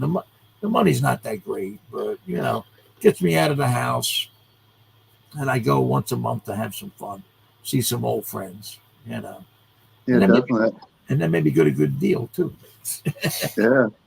Hey, so what in August? What day would that Or date would that be? Oh, let me get my phone here. It's the third Saturday. Let's see. The In third, August. third. It's always I'm the trying to third. look for my phone. I'm like, where's my phone at? Oh, it's right here on the freaking. The 17th. The 17th it is. Okay. We'll have to 17th. go to that one, Heather. 17th is going to be. It's a small show. There's about 25 tables. And he probably gets anywhere from 120 to 150 people attend. You know, depends if there's any other shows going on, which there usually is. You And know, you said the one with 60 to 80 shows is in September? yeah, he'll be doing. No, that's going to be, Oh, I think, October. He okay. hasn't set a date yet, but usually he does it like 3 times a year, and usually the end of October he'll be doing that. Usually, you know, and that's Okay. in Montville, New Jersey, which is not too far from me. It's like 10 minutes down the road, but it's basically right off of 287. So, where are you in Pennsylvania? Are you how far I'm are in you? Lancaster. I'm Amish country. How far is that from like the border, like the border gap? About 2 hours. Oh, from the water gap? Yeah. Oh, wow. So Yeah. we're an hour and a half from Philadelphia. Okay. All And right. then go down the road a little bit more. Um, So you're quite a ways away then, because you know, yeah. I think We don't mind though, because I like to meet people. Like it would be more fun for me to come down there and meet you than part show. I know that sounds goofy, but yeah, somebody you enjoys their content and they're not that far away, so no, it's break it's a, the day it's a up. good show for singles too, though. It's a great show for singles. And then my buddy Tommy, he sets up right next to me. That's he's the only, and I think for a long time, Don't the bring your purse, Heather. well, he's the only retail distributor for tops in New Jersey, and he has some great deals. Sometimes he has $10 blasters. Yeah, I remember you saying there's a lot of people talking about them $10 blasters from other states. Yeah, no, he he had it 2 shows ago, and I bought some gallery blasters. I think from 2021 or something. So, oh, you got to come down. You're way up in Canada, Dave. Dave, one of these days. Oh, Who's in Canada? David, Callie and Jordan. He's up in Canada. Oh, Julie, okay. Julie, Oh, that makes Julie's part of the kitchen table box break. You know Julie Farnham?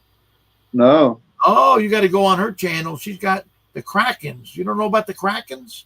no. Oh, yes. Yeah. I heard you mention it already. That's why I was whoops. Here, when I You know something I go used to back and click on it here after the. back in the day when I used to take a vacation. I used to go to Canada for my vacation because I used to fish. When I had a real life, I was a Yeah. fisherman, and I could tell you my fisherman story. Well, there's a lot of stories, but every year, see, I always worked in retail. I worked in big retail. I was managing big stores with a lot of people. So my idea with vacation was no people. So I would get a place. I could tell you exactly where I would go. Alexandria Bay, which is actually in New York, up at the Thousand Islands. I know where that is. Yeah. I would get a room at the Fisherman's Wharf Motel, right on the bay side. I'd go down 3 or 4 steps, and my boat would be right there, and I would go fishing. Right. So I was always until I opened a store, like my own store. That's what I did, and I did that every summer. Uh, and so I've been up to Canada all the time. I've been all over there. I Fishing one, with Daryl. one time I went to the thousand. What was it the Prince Edward Island? So here's a good one for the guys in Canada. I went to Prince Edward Island when there was no bridge. You had to take a ferry to get over. That was probably late 70s back in the day. Yeah, I wasn't even thought of at that time. Because I went tuna fishing. I never forget that one. We went tuna fishing over there. Let's see. Just ate a huge bass. Wait, you ate the bass? Who? I've never had bass. Oh, Julie. Yeah, Julie. Well, Julie fishes, right? Yeah. Yeah, I fish. I throw everything back except for the trout. She's up in Minnesota now. Oh, Yeah. that makes okay. Yeah, I've she's a, never eaten bass though. I never ate a fish I caught. I don't know why. I felt bad There's for something, yeah. There's something. Heather ate the trout that we've caught, but I her. never did. I eat fish, but I never ate a fish I caught. Is that crazy? Yeah. No, not really, because I think I don't know. It's something mental with me. I can fillet it and everything, and I'm fine. But as far as like putting it in my mouth and eating it, no. My father What's was up, from, Danny Gray? hey, what's going on? My father was from the old country, from Italy, and he was from a coastal town, and he used to eat all the fish. Whatever I brought home, he'd cook it up and eat it. In fact, it was funny. We still talk about it to this day because he's long past. Uh, we'd have the old Italian Christmas Eve dinner with the fishes and all that. And I don't even know, I think it was a cod or something. It was probably this big. My mother would put it on the table and it had everything, the eyeballs and everything. To start the dinner off, he'd pluck the eyeball out and eat that. Because Oh, back in the day, they ate everything like that, you know. So, he said I eat everything. Oh my goodness. well, he grew up during World War II in Italy. They had a big food shortage, so they would eat anything they could have. So he got used to eating the eyeballs off of fish. Ooh. You know, he It's says, probably not as bad as it seems, but still the whole. "Yeah, hey, when they ran out of food, they'd go up the mountains where there'd be a little snow, and they'd eat the snow." That's what he used to tell me. His town was right on the coast, so they had a lot of Nazi occupation. Let's put it that way. So Yeah. but Heather, All you right, Mike Trout. Oh, geez. Yeah. Heather, you ate a Mike Trout. I actually made a oh god, that video. That I made a YouTube video back in 2013 or that's longer than that, 2012. A while back. And Mike Trout had just gotten hot, and we were fishing for trout at the time, and I was singing this song that I made up, Uh-huh. Mike Trout. and yeah, I don't, I had to send you the link, but it's yeah, Well, I did some crazy stuff back in the day on YouTube. I don't know if you ever saw the old YouTube videos. You saw them. You oh saw, yeah, yeah. I had a friend from high school. They contacted me, probably about 3 years ago, and we became friends on Facebook. And I guess from there he looked at my YouTube and he called me up on the phone and he says, "Are you okay?" I said, "What? What's the matter?" He goes, "Well, I've been watching your YouTube videos," but he didn't realize that they were like 10, 15 years old. yeah. And I'm trying to promote a store, so I'm acting crazy. And he goes, "You don't look too good in those videos. Looks like you're a little nutty." I says, "It's just an act. Come on now. I'm trying to spice everything up, you know." But we used to do some crazy things. And that was Ryan. Ryan worked for me for 7 years. And now he's working for JSA. He's got a big job with them. So he did a good job for me. He's getting married. I'm going to his wedding next year. Yeah. I just got an invitation in the mail. So it should be fun. I don't know how his wife's going to like his job, though, because all he does is travel. Oh yeah, that would be He's never home. You know, that for would a suck. single guy, he's got a wonderful job. He basically goes out. The way he explained it to me, a lot of these rich people, they'll hire some big ball player, especially if it's like a retired, and they'll have the guy either come to their house or they'll go to their house, and they have like whatever 100 things signed, and then he just sits there and certifies it, in-person certification. So he gets to meet all the big ball players, and he gets paid good for it. He gets to see the country. But now that he's getting married, I don't know if the wife's going to go for that. Yeah, it's He's takes never some. home. He's never home. Yeah. I used to go ocean fishing too, Hammy, back when I had a real life. Now I'm too old for that, I think. So Yeah. what was your? I got one last question here, but before I forget, um, what's your best and worst experience meeting an athlete? Like, was there one that wasn't? Well, there's a lot of friendly guys. A lot of friendly guys, but I could tell you a couple that stood out probably. Gary Carter, and he wasn't a Yankee neither, so I'm not like partial. Was so friendly, it was kind of creepy.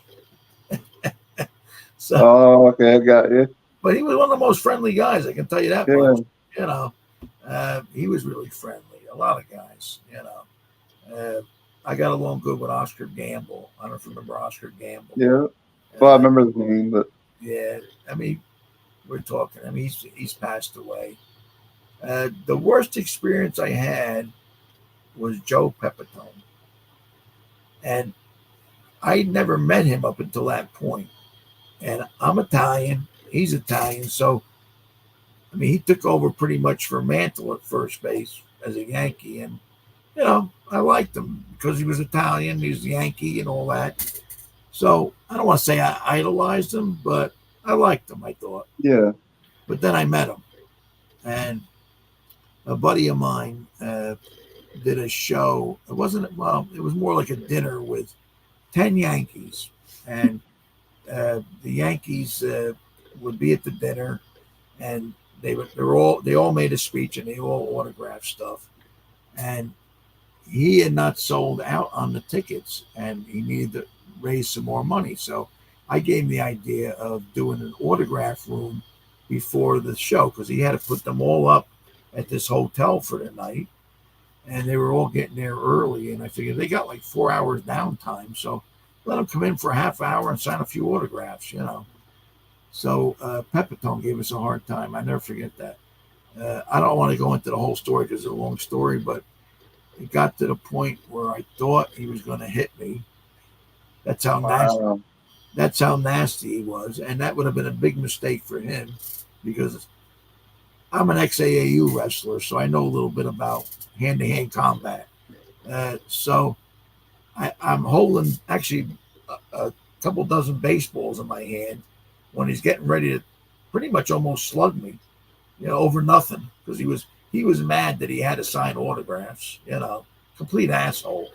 And getting paid. Like, yeah, I said to myself, what do you do? Because he was older than me. He was probably 20 years older than me at the time. I said, yeah, what do you do if this old man takes a swing at you? You got to do something. And I had it all planned. I was just going to push the balls in his face, and sort of run away because I didn't want to hit him. So, but didn't get to that. But he was a complete. In the end, I'll tell you, this is a good one. He was the first one to sign after he complained like crazy and made trouble. And at the end, we were loading up a hotel dolly because all 10 guys signed. Nobody gave us a problem except for him.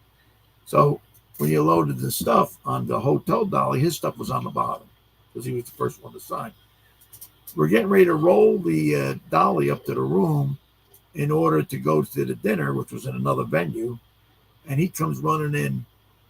Oh, my buddy, he tells me after we almost had a fisticuffs. Oh, do you have something that I can give this nice young girl? She wants something I autographed, right? So I said, all right, let me try and make peace. So I dug it out from the bottom. I gave him a ball, and he gave it to the girl. And after that, I was his friend. But he was a jerk, And I had guys come to the store afterwards, and I was thinking the next day I had a few guys come to the store to sign autographs. I was going to ask him until I saw that, and I said, "There's no way I'm asking this guy." So yeah, he disappointed me. He was my probably biggest disappointment. Uh, Reggie Jackson was always rude, yeah. always, I've heard that. I've heard that. always rude. And it got to the point where I stopped getting his autograph. Yeah, he was always rude. Eddie Murray wasn't rude, but I saw him do something to a collector that I got out of the line. I was in line at a pastime show, and the guy in front of me was saying what a big, Eddie Murray was his idol, you know. And he goes there, he gives the ball to the handler, and he says to the handler, "Can Eddie put to Joe?" or something like that, right? And he goes, Eddie, don't do that. And I saw Eddie didn't even look at him. You know, he tried to shake his hand. He wouldn't shake his hand or nothing. And Wow, signed man. the ball, and without even looking at him, passed the ball off. And I was a couple guys behind him, and I says, I don't even like this guy if he did that. I got out of the line. This is how long ago it was. There's basically a no-name named Ozzie Smith. It's the same show. And I was going to get somebody else anyway. I passed him, and he was so friendly with everybody, shaking everybody's hand, taking pictures. I said, I'd rather get this guy. I don't know who he was going to be. And Yeah, so I think I actually took back then, a $10 hit on the autograph, which was big money back then. And I says, I'd rather have this guy. Let me switch tickets because I knew the people. So they switched the ticket, and I got Ozzie Smith instead. So, but yeah, so most of the guys are pretty good, though. Most yeah, of that's good. most of the guys. Yeah, Jerry Rice is definitely the nicest. Like they say, don't meet your heroes, but that's one that I met him, man, and that was no regrets. Yeah, yeah. No, it's most And of he always stood up. Jerry always stood up. Like he never was sitting down. yeah. You know, he like rub your back, like dig in there and like shake your hand hard. And And I could see them being some of them are business like yeah, and not that friendly, but the ones that actually go out of their way to be rude to you. And that was a couple. Like I said, Reggie Jackson was famous for that. I stopped getting him. Uh, Seaver, Seaver, I got a lot of autographs from him during the day. He'd wear these little granny glasses, and he'd sign, right? And he was all business. He might say hello to you if you got lucky. But then I found out his weakness. His, his weakness was he thought he would. I think he was a pretty good hitter for a pitcher. He was a pretty good hitter. If you complimented him on his pitching, he loved that. So I found a picture of him swinging at a ball. The ball was going this way, the bat's going that way, and he's running. And I gave him that picture with a bunch of other stuff to sign. And he's got his grand. He gets the picture. He goes, "Ooh!" And I said to him, "Were you safe or out on that one?" He goes, "Oh, I was a great hitter. I was probably safe." I said, "Well, that's good, you know." And he not only signed everything very nicely, but he gave me inscriptions for free, which he never did. wow, You yeah. know. And after that, I knew you compliment this hitting, and that's it. You got an in. But yeah, most of them were very friendly. Bob Gibson was really friendly. I thought he was great back in the day. Uh, I Was met. Bob Gibson a bigger guy, wasn't he? Was he He was a tall guy. Yeah, tall? Yeah, yeah. But he was. You think from his playing days, he was an intimidating figure. yeah. That's why I thought he would have been intimidating off the No, field. no, one of the most friendliest guys. Uh, a lot of guys like that, but no, you would think that he would be intimidating, and I thought so too. But no, he was one of the most friendly guys. But with my buddies owning that company, I met a lot of guys. I wasn't there, but I heard Barry Bonds was trouble. They had an autograph signing when Bonds broke the record. It was about the same time A-Rod joined the Yankees. So this guy was a big promoter, I knew. He organized a lunch in New York with both of them, Bonds and A-Rod. And you can get, it was so much, I forget what it was, $300 a ticket back then. It was expensive, but you got an autograph from each one, just one though, right? So he didn't sell out. So he says, "You want to buy some autographs?" I said, "Well, I can't make it." But he goes, "That's all right. I'll get them for you. We're going to have an autograph room with him signing." So I says, "All right." So I says, whatever, whatever I had autographed from him. And then A-Rod I really wanted. In fact, that's when I had him sign the jerseys. And he had an inscription, Bronx Bombers, which he never really did otherwise. So Wow. and he said A-Rod was okay, but he had Bonds, and it was funny because he had about 10 guys like me that bought extra autographs. And after the lunch, they went into the room where he was going to sign, big room. He walks in, and there's 8 or 10 guys in there. He's got his little earplugs in. This is my buddy telling me. He takes the earplugs in out, and he says, "Anybody that ain't here directly involved with my signing, get the F out."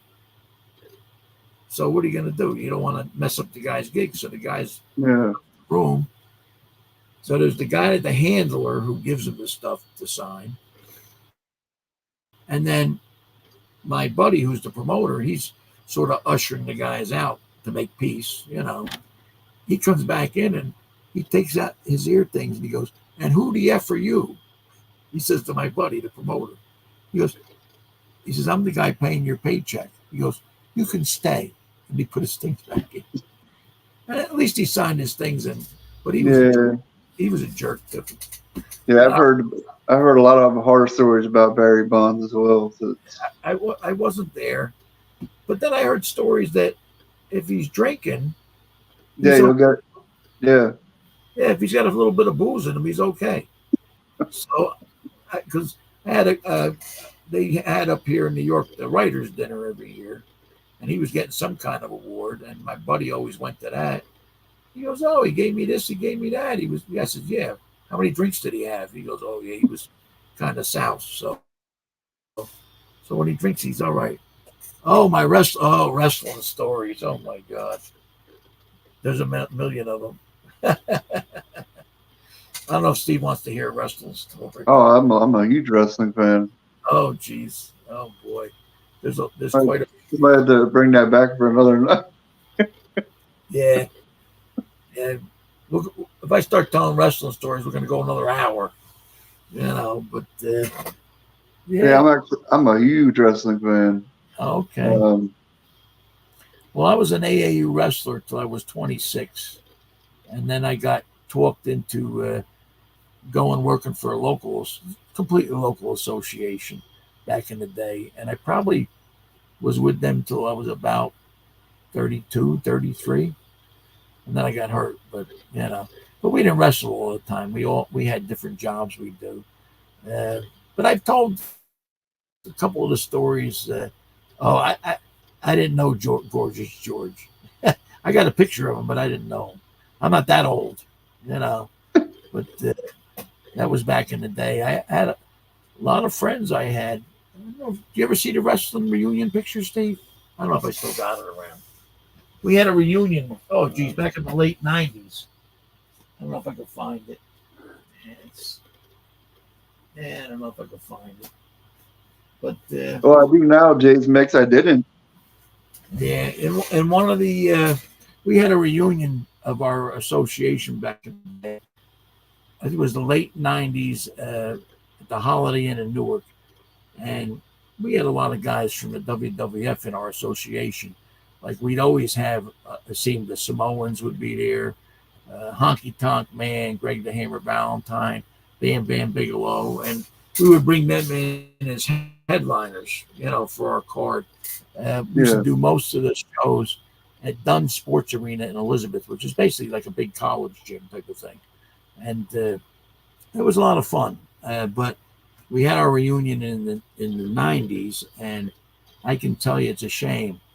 I have a nice picture of everybody, and there's at least 30 guys. Half of them are dead. At least half of them are dead, and most of them were younger than me. Things that happened. Like I don't know if you remember Rocco Rock and Johnny Rotten, Public Enemy. Yeah, they were our champ. Teddy Petty, who was Rocco Rock. He was Cheetah Kid for our association. He was the champ. And Johnny was Johnny Rotten and the Baby Dolls. He had a couple girls come with him. He was always the nemesis of the Cheetah Kid. So they started off in our association. Probably other than the WWF guys, our biggest draw. But I don't know. I got a million stories. We got to do a separate video on that, I think. Yeah, that sounds like a plan to me, because that's something I definitely look forward to. We met so many wrestlers. And how about the most famous guy I wrestled in real wrestling, not the fake wrestling. Dan the Beast Severn. I wrestled him in AAU. Yeah, AAU. He beat me, but I wrestled him in AAU. You know what's funny is last night, the guy I had on, Jeff Joslin, he's in Canada as well, but he used to have a promotion, a fighting promotion. He had Dan the Beast Severn on there plenty of times and said he was just always a cool guy. And he was the first UFC champ. You know? Yeah. But it was funny because I wrestled him in AAU. He was younger than me. I wrestled AAU till I was 26, so I was 25 probably, and he was probably 20, 21. And he beat me. He was a real good wrestler. And, you know, you don't think about it. And years later, here he is. He's in UFC, which I never did. I mean, that's past my time, you know. And no, he turned out to be the champ over there. I said, geez, I didn't lose to him by that much. Yeah. He didn't pin me anyway, you know, but he was a real good wrestler. He was an animal. Oh, my God. You know, he's probably real wrestling, and we're talking high school now. Probably the most, I mean, talking famous, we're talking local high school stuff. This is way before your time. I don't know if you ever heard of a lineman that played for the Lions, Henry Dzicki. His name was Henry Dzicki. He played for the Lions for a few years. The kid was my age, I think, and he was about, he had to be 6'6" at least, and probably at least 300 pounds and solid muscle. So I lost to him. It was a close match, but I couldn't move him. You know, the guy would get in he would get, even when I got him on the ground, you can't move a guy like that. It's almost impossible, you know. Yeah. I wasn't that big. Back then, I was just barely 6 foot tall, and I probably went about, senior year, I probably went about 220, you know. So, I mean, go against a guy 300 pounds with that kind of height and strength, you know. I mean, I was all about technique. You ever hear of Granby Roll?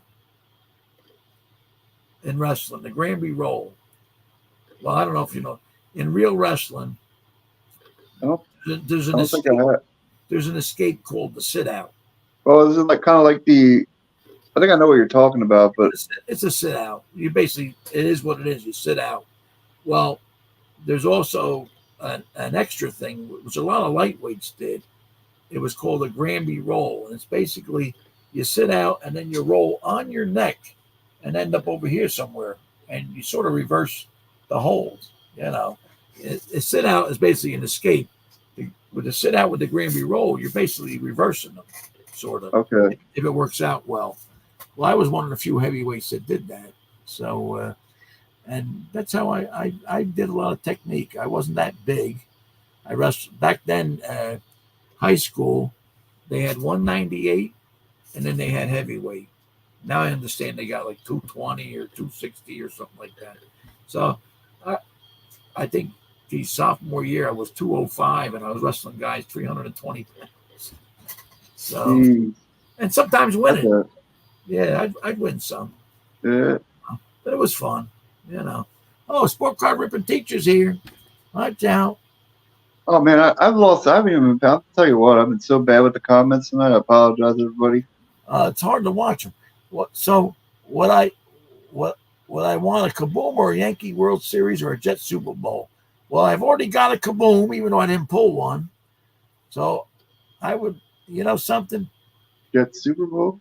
I would want a Jet Super Bowl because we ain't had one since 1969. I mean, the Yankees, it'd be nice if they won, but I would, if I had to pick the three of them, Jet Super Bowl, because it's been a long time. You know the last time the Falcons won a Super Bowl? Oh, it's been a while. That's right. They never did. Yeah. And you had a coach. You had a coach for a while from my hometown. Quinn. Was it Quinn? Dan Quinn, yeah. He was he went to high school over here in my town. Really? Yeah. He's local. I mean, his whole family's around here. I think his I brother. loved Dan Quinn, man. I loved his energy. Where's he working now? He's still working. He's a He's coach. got a head coaching job at the Redskins. Well, I still call them the Redskins, but Mhm. Washington. The Commanders, which is like a stupid name, but Yeah. bring back Joe Namath. He's ready. He's a Facebook friend of mine, Joe Namath. Is he? Yeah, he lives down Florida. Oh, wow. Yeah, he does a few things. Mainly plays with his grandkids now down in Florida. But I've met him a couple of times. Real nice guy. I mean, for a while there, he had an alcohol problem, but I think he's straightened Yeah, I out. remember that. Yeah, that's all straightened out pretty much. But they That's better good. show Jordan Love some more love and get him in more case hits this year. All right, we'll see. My buddy's a big Packer fan. But They just signed him to. oh, you bought one of those Tops football. They're not licensed though, Vince. They're not licensed. I think they're too Yeah. expensive. Yeah. I heard they want 250 for them. I don't know. That's And expensive for I that. heard they give you 3 autographs, composite they're calling it. They give you 3 autographs, but if you look at the list, most of them are $10, $20 autographs. You know, I don't know. I I'd like to see the Packers do okay, just because I know a lot of Packer I fans. don't think Love is overrated. I think he's. I don't know. He's shown some. It seems all right. He's sitting behind. He was sitting behind Rodgers for a few years, and seems to have And gotten his. we'll see what Aaron Rodgers does with the Jets. Yeah. Can he go longer than 4 plays? Oh, geez. I knew with our line he was going to get hurt. But I figured I'd tell everybody, yeah, after 3 games, he'll probably be out, not 3 or 4 plays. So now our line's beefed up a little bit. It's not the best in the world, but it's definitely beefed up. They got more weapons now. So Yeah. hopefully he does good. I'm rooting for the guy, man. I like Rodgers. Yeah, For years I didn't, but I like the guy. because we've been getting we have a history of that because we had Brett Favre for a year or so, Yeah.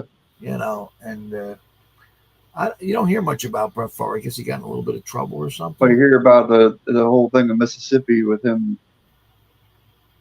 Yeah, he got in a little bit of trouble. But I tell you what, from what I hear, I never met him up here. The Jet Complex is actually 2 miles down the road from me. Really? Yeah, but I've never been there. It's too crowded. I don't want to get involved with that. So, and a lot of Jets live around here too. So that's fun that way. But from what I heard, Brett Favre is one of the nicest guys. Uh, one of the guys, and I'm trying to remember his name. He shopped in my store. He was an ex-Jet. I want to say Bird, the last name Bird. And I can't remember his first name, but he played for the Jets a while back, and now he's some kind of coach or something. He does something over there, player personnel, and his kid, which he has an autistic son, and this is probably when he was about 12, 13 years old. During the the exhibition season, he was like the ball boy for practice. He'd get the balls, clean them up, and this and that. So Brett Favre left the team. I think he was only with us 1 year. Yeah, he And was. He went to Minnesota. yeah, and wherever he went, Minnesota. That following year, for the kid's birthday, a package came in the mail, and it was a Minnesota Brett Favre jersey signed by Brett Favre from Brett Favre. So that's the kind of guy he is. He left the team, and he still remembered the kid's birthday, which a lot That's of these guys, awesome. a lot of these guys don't do. So I was kind of impressed. I never met him. I just heard a lot of good things because it's funny. You can go into the middle of town, and it's not unusual to see a Jet in the pizzeria or something like that. They're all over the place. I had a buddy of mine. And this is probably when they first moved in, and I want to say it was only about 6 years ago, something like that. He says to me, and it was Christmas Eve, I think, and he's a big Jet fan, and he does. It's like professional bouncing in Yeah. bars. He used to be a boxer, and he calls me up about 2 days before Christmas Eve. He goes, "Oh, I got the perfect gig for you. You want to come and help me be a bouncer at this party? It's all for Jets." at this particular bar in town. And I says, first of all, I'm old, so my bouncing days are past me. And I said, and it's Christmas Eve. I got family. I got a big Italian family. We have a good time. So thanks a lot. But yeah, he says it was in the back room of one of the bars, big back room. And they had a party with just all Jets. So I had a chance to go, but I couldn't. Man, Oh, let's see. I hope Penix is the man in a couple of years. Yeah, I feel you on that, Zach, with Brett getting traded away from the Falcons, and what could have been. He was originally a Falcon, yeah. What could have been. Neon Dion was originally a Falcon too. Yeah. They got rid of him. That organization's done so many stupid, like, maybe that's why they never won a Super Bowl. That's exactly why they never won. Yeah. The Jets, I've been a Jet fan since Joe Namath. He made me a Jet fan, and we won the 1 year, and after that, forget it. Something always goes wrong. Always something. I want to say half the years we have the people that can probably win something, but we never do. We're lucky we even get in the playoffs. So one of these days, I'm hoping that they get in the Super Bowl, so at least I can have a team to root for that I really want to root for. Otherwise, who's got Cousins? Is that Atlanta now? Oh yeah, Atlanta got him. Oh, okay. Yeah. They move around fast, these guys. I'll tell you. He's not bad. I don't think he gets enough credit. I mean, we'll see. But coming off of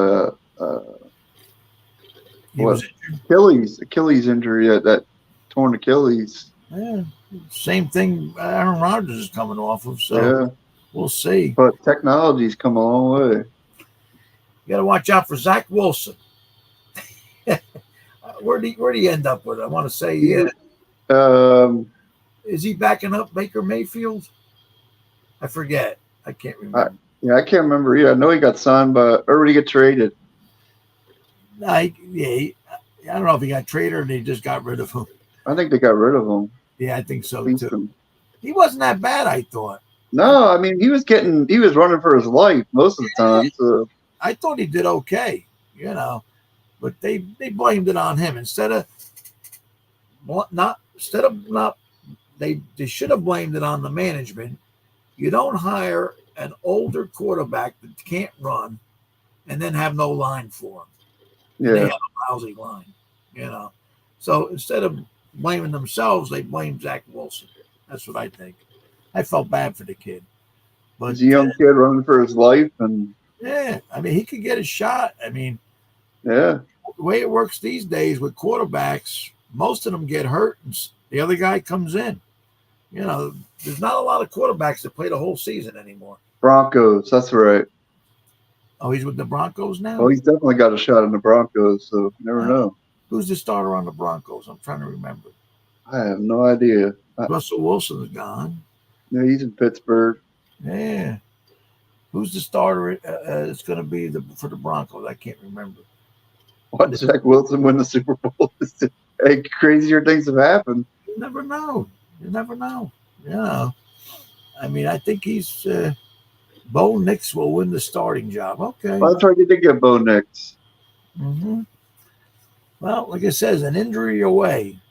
Yeah. I think we got a lot of ex-Jet quarterbacks around. So Sam Darnold, is he still with the 49ers? So I think he might be. He was. Yeah, I think he is. Well, he was with the Panthers, and then he went to the. Yeah, I think he's still with. Bo Nix will be rookie of the year. Right, we'll see what happens. So I guess he's going to be the hot card. How about that guy from Chicago? He's supposed to be good. I can't remember his name now. The quarterback rookie from Chicago. Oh, the one they found wearing the pink fingernails. I don't know. Oh yeah, my gosh, I can't remember his name. Is that terrible? Say I'm with you. Caleb Williams. That's right. David knows. Caleb Williams. I can't remember nothing. It's terrible. Scouted by You Oregon. better worry about playing football more than painting his nails pink. So Yeah, I don't know. So we got a hockey he's player got a here. bad attitude too when he played for USC. Well, what did he say before the draft? That whoever drafted him, he wanted part ownership of the team. Yeah, something stupid. Like Right. really, he said a lot of off the wall things when he played for USC. So Yeah, we'll see what happens. But most of the time, those big mouth guys don't do that great. yeah. I mean, most of the time they don't. So we got a somebody's being scouted by Oregon State. That's pretty good. I got a couple Well, younger nephews that play hockey. They're pretty good. The one's going to be a senior in high school this year, and he already got offers from about 12 junior teams. wow. But he's not going no place yet. He's got to finish his high school. Oh, Dr. Mantis is here. What's going on? Go on, Dr. Mantis. Yeah. Well, So, Darryl, I guess I'll get off here and I'll hold you up 2 hours. I just looked at the time, I'm like 2 hours. My okay. phone's down. 10 o'clock. It's past my bedtime.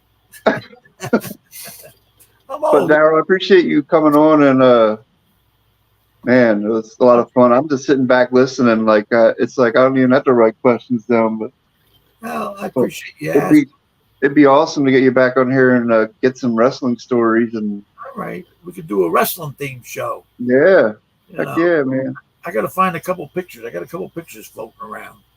You know, but no, wait. Carson Beck will win it all for my Georgia Bulldogs. So we'll see. You know, Never know. yeah. But all right. So All thanks. right, Mr95cents. Thanks for coming on, guys. I'll leave his link down below in the description down below if you're watching this later on. Thanks. Um, Thanks everybody for coming and making a comment. but yeah, thank you everybody for stopping in, and Darryl, thanks for joining me. Sorry about last week, and Nah, it's all right. Hey, appreciate it. but I'm good. Yeah. but I'll chat with you soon, and Yeah. have a good night. So You too, Steve. Yep. Take all care, right, everybody. all right, have a good one. Yep. Take care.